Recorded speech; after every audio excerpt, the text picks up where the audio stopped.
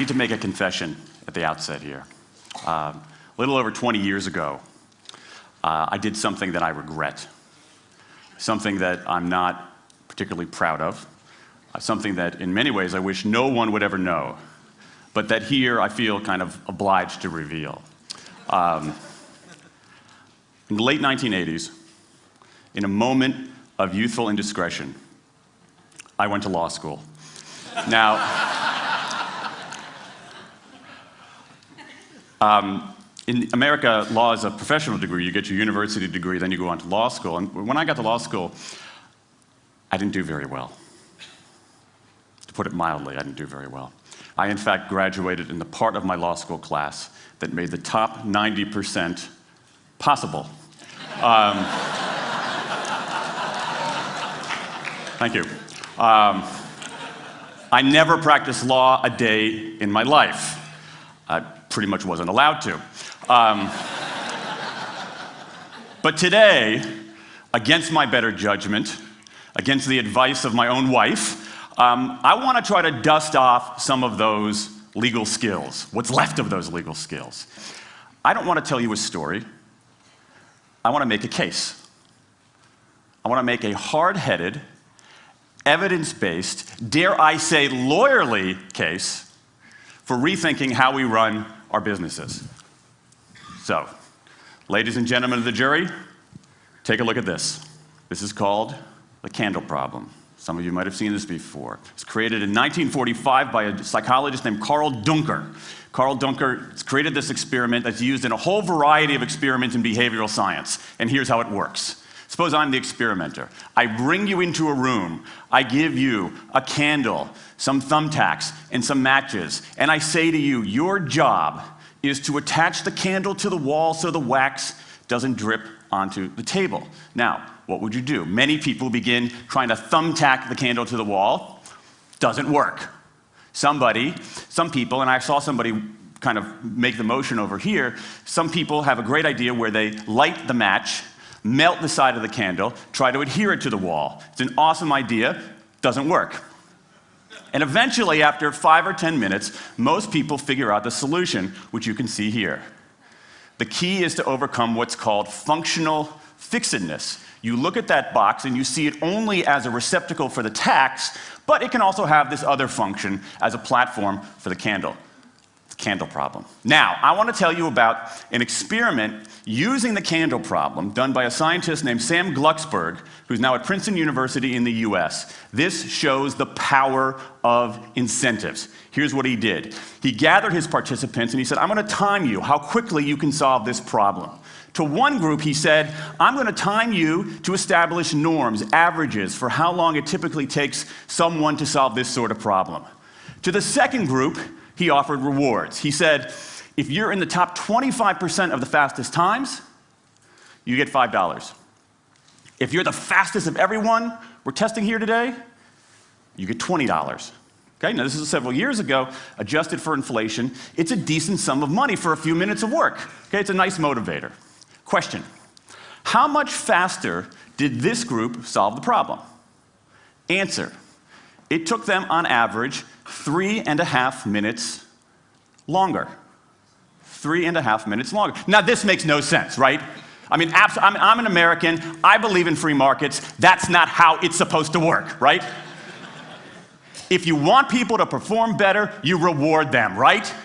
Bonuses, commissions, their own reality show, incentivize them. That's how business works, but that's not happening here. You've got an incentive designed to sharpen thinking and accelerate creativity, and it does just the opposite.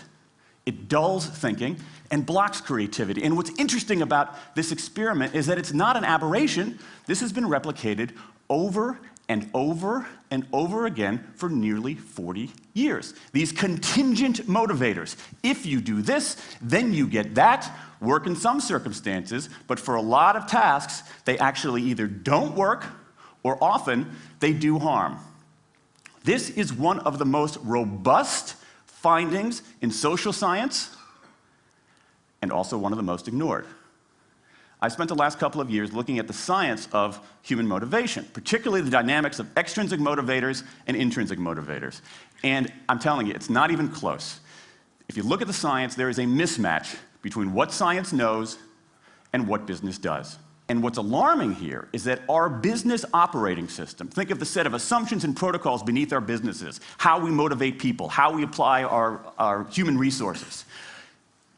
It's built entirely around these extrinsic motivators, around carrots and sticks. That's actually fine for many kinds of 20th century tasks.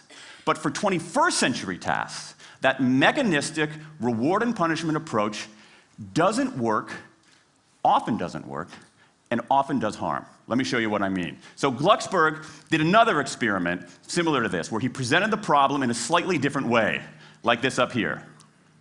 Okay? Attach the candle to the wall so the wax doesn't drip onto the table. Same deal. You were timing for norms. You were incentivizing. What happened this time? This time, the incentivized group kicked the other group's butt. Why? Because when the tasks are out of the box, it's pretty easy, isn't it? If-then rewards work really well for those sorts of tasks, where there's a simple set of rules and a clear destination to go to. Rewards, by their very nature, narrow our focus, concentrate the mind. That's why they work in so many cases. And so for tasks like this, a narrowed focus where you just see the goal right there, zoom straight ahead to it, they work really well. But for the real candle problem, you don't want to be looking like this. The solution's not over here. The solution's on the periphery. You want to be looking around. That reward actually narrows our focus and restricts our possibility. Let me tell you why this is so important. In Western Europe, in many parts of Asia, in North America, in Australia, white-collar workers are doing less of this kind of work and more of this kind of work. That routine, rule-based, left-brain work, certain kinds of accounting, certain kinds of financial analysis, certain kinds of computer programming, has become fairly easy to outsource, fairly easy to automate. Software can do it faster. Low-cost providers around the world can do it cheaper. So what really matters are the more right-brain, creative, conceptual kinds of abilities. Think about your own work. Think about your own work. Are the problems that you face, or even the problems we've been talking about here, are those kinds of problems, do they have a clear set of rules and a single solution?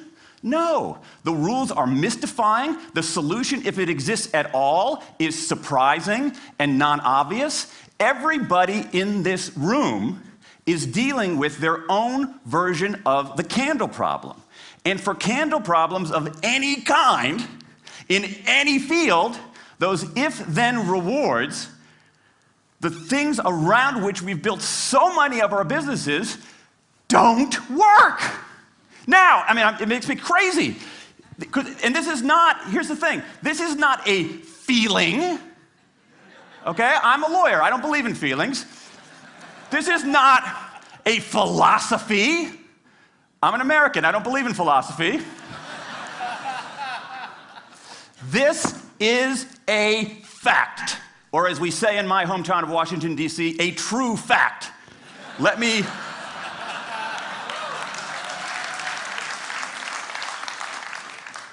give you an example of what I mean. Let me marshal the evidence here, because I'm not telling you a story, I'm making a case, ladies and gentlemen of the jury. Some evidence. Dan Ariely, one of the great economists of our time, he and 3 colleagues did a study of some MIT students. They gave these MIT students a bunch of games that involved creativity and motor skills and concentration. And they offered them for performance 3 levels of rewards. Small reward, medium reward, large reward. Okay? Do really well, you get the large reward, on down. What happened? As long as the task involved only mechanical skill, bonuses worked as they would be expected. The higher the pay, the better the performance. Okay? But once the task called for even rudimentary cognitive skill, a larger reward led to poorer performance. Then they said, okay, let's see if there's any cultural bias here. Let's go to Madurai, India and test this. Standard of living is lower. In Madurai, a reward that's modest by North American standards is more meaningful there. Same deal. A bunch of games, 3 levels of rewards. What happens? People offered the medium level of rewards, did no better than people offered the small rewards. But this time, people offered the highest rewards. They did worst of all. In 8 of the 9 tasks we examined across 3 experiments, higher incentives led to worse performance. Is this some kind of touchy-feely socialist conspiracy going on here? No, these are economists from MIT, from Carnegie Mellon, from the University of Chicago. And do you know who sponsored this research? The Federal Reserve Bank of the United States. That's the American experience. Let's go across the pond to the London School of Economics. LSE, London School of Economics, alma mater of 11 Nobel laureates in economics. Training ground for great economic thinkers like George Soros and Friedrich Hayek and Mick Jagger. Just last month, economists at LSE looked at 51 studies of pay-for-performance plans inside of companies. Here's what the economists there said. We find that financial incentives can result in a negative impact on overall performance. There's a mismatch between what science knows and what business does. And what worries me as we stand here in the rubble of the economic collapse is that too many organizations are making their decisions, their policies about talent and people, based on assumptions that are outdated, unexamined, and rooted more in folklore than in science. And if we really want to get out of this economic mess, and if we really want high performance on those definitional tasks of the 21st century, the solution is not to do more of the wrong things, to entice people with a sweeter carrot or threaten them with a sharper stick. We need a whole new approach. The good news about all this is that the scientists who've been studying motivation have given us this new approach. It's an approach built much more around intrinsic motivation, around the desire to do things because they matter, because we like it, because they're interesting, because they're part of something important. And to my mind, that new operating system for our businesses revolves around 3 elements: autonomy, mastery, and purpose. Autonomy, the urge to direct our own lives. Mastery, the desire to get better and better at something that matters. And purpose, the yearning to do what we do in the service of something larger than ourselves. These are the building blocks of an entirely new operating system for our businesses. I want to talk today only about autonomy. In the 20th century, we came up with this idea of management. Management did not emanate from nature. Okay? Management is it's not a tree, it's a television set. Okay? Somebody invented it. And it doesn't mean it's going to work forever. Management is great. Traditional notions of management are great if you want compliance. But if you want engagement, self-direction works better. Let me give you some examples of some kind of radical notions of self-direction. And what this means, you don't see a lot of it, but you see the first stirrings of something really interesting going on. Because what it means is, it means paying people adequately and fairly, absolutely. Getting the issue of money off the table, and then giving people lots of autonomy. Let me give you some examples. How many of you have heard of the company Atlassian? Okay, looks like less than half. Atlassian is an Australian software company, and they do something incredibly cool. A few times a year, they tell their engineers, go for the next 24 hours and work on anything you want. As long as it's not part of your regular job. Work on anything you want. So the engineers use this time to come up with a cool patch of code, to come up with an elegant hack. Then they present all of these stuff that they've developed to their teammates, to the rest of the company, in this wild and woolly all-hands meeting at the end of the day. And then, being Australians, everybody has a beer. They call them FedEx days. Why? Because you have to deliver something overnight. It's not bad. It's a huge trademark violation, but it's pretty clever. That one day of intense autonomy has produced a whole array of software fixes that might never have existed. And it's worked so well that Atlassian has taken it to the next level with 20% time, done famously at Google, where engineers can spend 20% of their time working on anything they want. They have autonomy over their time, their task, their team, their technique. Okay? Radical amounts of autonomy.